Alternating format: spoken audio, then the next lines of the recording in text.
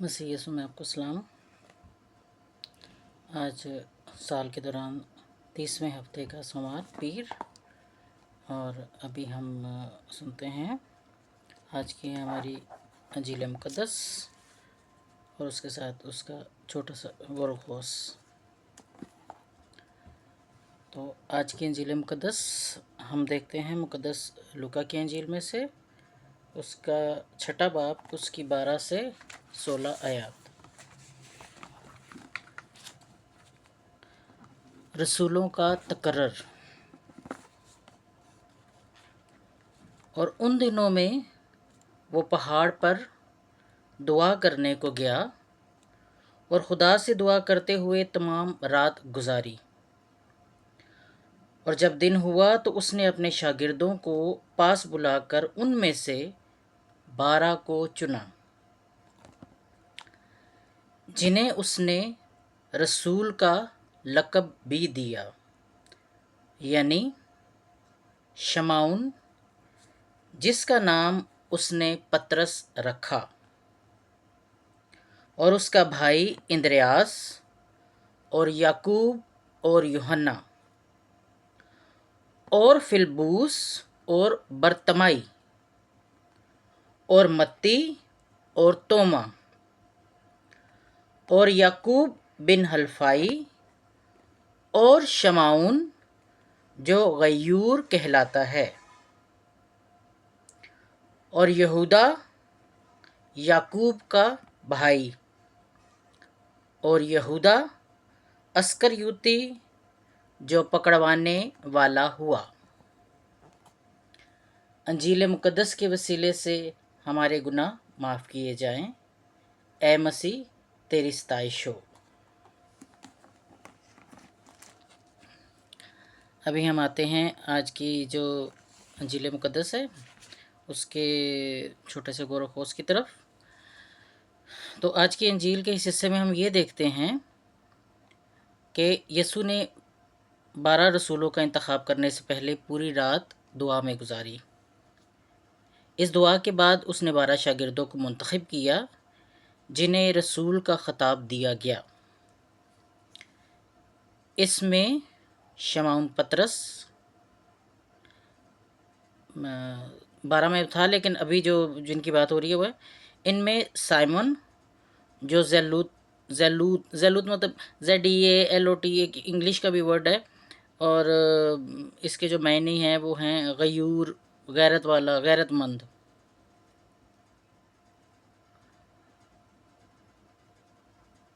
جو یعقوب کا بیٹا بھی تھا شامل تھے۔ اس تھوڑے سے غور و خوض میں ہم یہ بھی دیکھتے ہیں کہ دعا کا فیصلہ کرنے میں کس قدر اہم کردار ہے، کہ مطلب کوئی بھی ہمیں اگر فیصلہ کرنا ہے تو اس سے پہلے ہمارا دعا کرنا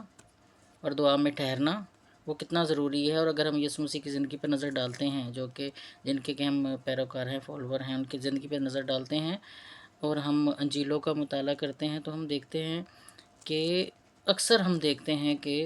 یسوع پہاڑ پہ چلا گیا دعا کرنے کے لیے، یسوع ادھر بیابان میں چلا گیا دعا کرنے کے لیے، مطلب ہر کام سے پہلے، بلکہ ہر وقت ہی وہ دعا کرتے تھے، اور ہر کام سے پہلے وہ دعا کرتے تھے، اور اپنے باپ سے، خدا باپ سے وہ اپنے لیے انسان ہونے کے ناطے، ظاہر سی بات ہے ہم مانتے ہیں کہ وہ خدا ہے، لیکن انسان ہونے کے ناطے وہ خدا باپ سے بات چیت کرتے تھے، اور ان سے اپنے جو آنے والے جو فیصلے ہیں، جو خدا نے جو بھی ان کے لیے فیصلے رکھے تھے اس کے لیے ہمت طاقت ہی مانگتے ہوں گے۔ کیونکہ جب ہم دیکھتے ہیں کہ یسوع مسیح کا جو پسینہ ہے وہ ٹپکا، تو بڑی ساری چیزیں ہم دیکھتے ہیں دعا کرتے ہوئے، بڑے سارے واقعات پھر ہمیں نظر آتے ہیں۔ یہ تلاوتیں ہمیں خدا کے خاندان کا حصہ بننے، اس کے جلال کا اعلان کرنے اور دعا کے ذریعے اپنی زندگی میں خدا کی مرضی کو دریافت کرنے کی دعوت دیتے ہیں۔ ضروری بات یہ تھی جو سٹارٹ میں نے پہلی تلاوت میں بتائی کہ یسوع مسیح نے جب 12 شاگردوں کو چنا، اور 12 شاگردوں کو ہم متی کی جو انجیل ہے، مرکز کی انجیل ہے، لوکا کی انجیل، ان تینوں میں ہم 12 رسولوں کے بارے میں پڑھتے ہیں۔ تو جب ہم یہ دیکھتے ہیں کہ کہا جاتا ہے کہ شمعون کا نام آتا ہے، جب شمعون کی عید آتی ہے یا یہودا کی عید آتی ہے، تو لٹرلی ہمارے ذہن میں آ جاتا ہے کہ شمعون پطرس، یعنی کہ سائمن پیٹر، جس کے اوپر यीशु मसीह ने कलीसिया की बुनियाद रखी, और दूसरा यहूदा इस्करियोती। लेकिन ये दोनों वो नहीं है। शमौन वो है कि खुदा बाप ने यीशु मसीह ने उसे जो ज़ेलॉट या गैरतमंद या गयूर का जो खिताब भी दिया था, तो उसके पीछे भी एक स्टोरी है ये कि उस टाइम रोमन दौर था, और रोमन दौर के अंदर जो यहूदी थे सारे, वो बेसिकली तो इंतज़ार कर रहे थे ना कि कोई हो, को मसीहा हो, या कोई हो कि जो मतलब उनको जुल्म व सितम से बचाए। ये बड़ी अच्छी एक स्टोरी है, शमौन की स्टोरी है जो। और शमौन की जो स्टोरी है वो मिलती जुलती है यहूदा इस्करियोती की स्टोरी के साथ। कि जब जब हिस्ट्री हम देखते हैं, जब हम हिस्ट्री देखते हैं, तो मैं समझती हूँ कि ये जो गयूर का, या मतलब जिस नज़रिए से यीशु मसीह ने शमौन को ये नाम दिया, इंग्लिश में भी कि मैं गलत ही कह रही हूँ, ज़ेलॉट करके इंग्लिश में। मैंने बड़ा गूगल से प्रोनाउंसिएशन को सीखने की कोशिश की, लेकिन मैं सही नहीं करी। लेकिन उर्दू में यही है इसका, गैरतमंद या गयूर। तो खिताब देने का मतलब यही था कि जब हिस्ट्री हम देखते हैं तो उसमें यही आता है कि वो बड़ा जोशीला था, वो इस बारे में बड़ा जोशीला था कि उसको मतलब उसके अंदर ये बड़ा जोश था इस बात का कि हमने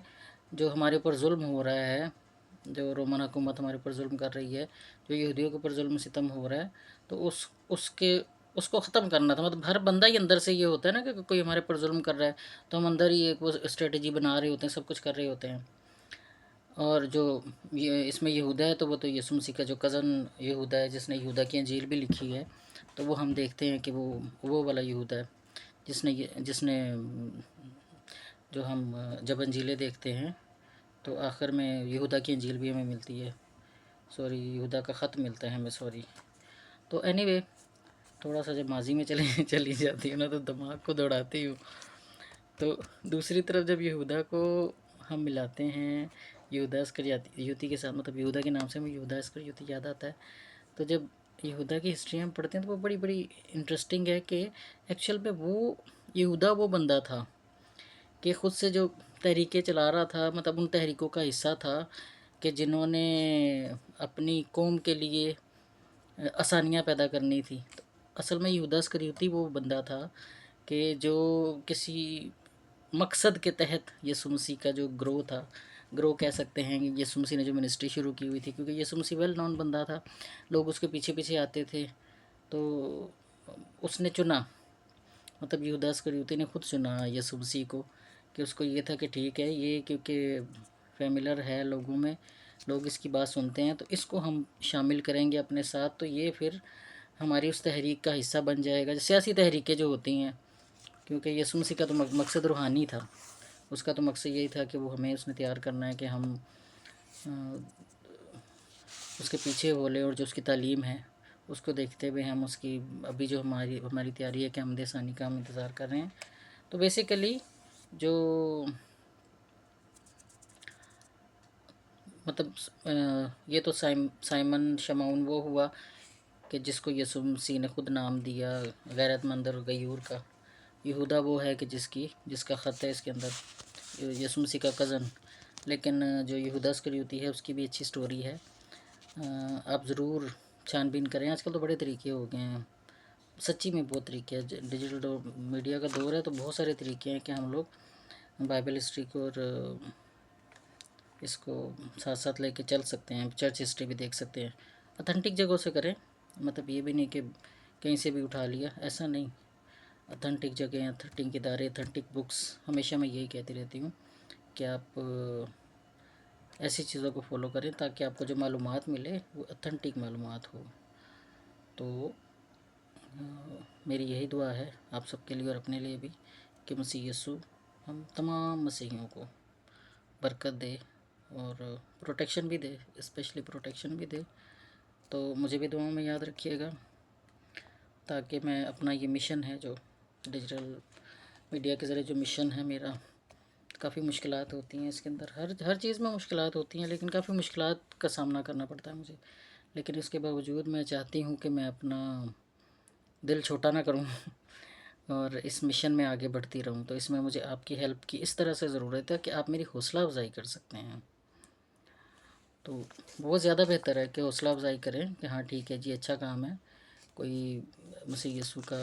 پیغام آگے، مطلب بہت سارے لوگ ہیں، ہزاروں لوگ ہیں، لاکھوں کروڑوں لوگ ہیں، تو مسیح یسوع کا پیغام آگے لے کے جا رہے ہیں، تو میں بھی اپنا حصہ اگر ڈالنا چاہ رہی ہوں تو حوصلہ افزائی کرنی چاہیے. تو خدا آپ سب کو مسیح یسوع کے نام میں برکت دے، آمین.